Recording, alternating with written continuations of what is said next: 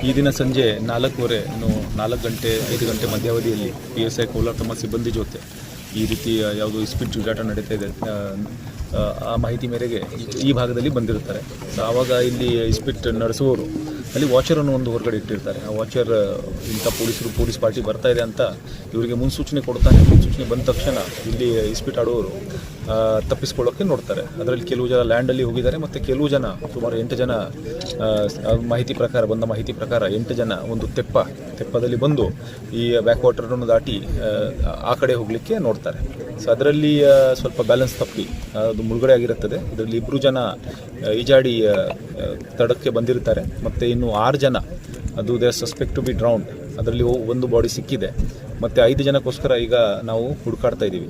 ಈಗ ಕತ್ತಲೆ ಆದ್ದರಿಂದ ಮತ್ತು ಸ್ವಲ್ಪ ಇಲ್ಲಿ ಮೀನುಗಾರರು ಬಲೆ ಹಾಕಿದ್ರಿಂದ ಅದನ್ನು ರಾತ್ರಿ ಸಮಯದಲ್ಲಿ ಕಾರ್ಯಾಚರಣೆ ನಡೆಸೋಕ್ಕೆ ಆಗ್ತಾ ಇಲ್ಲ.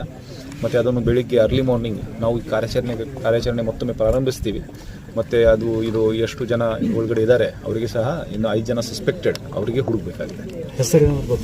ಇದು ಹೆಸರಿನ ಡೀಟೇಲ್ಸ್ ಇನ್ನೂ ತಗೋಬೇಕಾಗಿದೆ.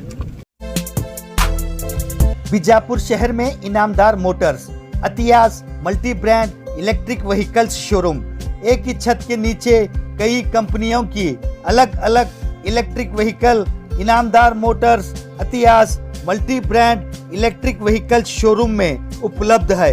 इनका पता है इनामदार मोटर्स अतियास multi brand electric vehicles, Mangoli road, Marathi विद्यालय के सामने, इनामदार कॉम्प्लेक्स, विजयपुर।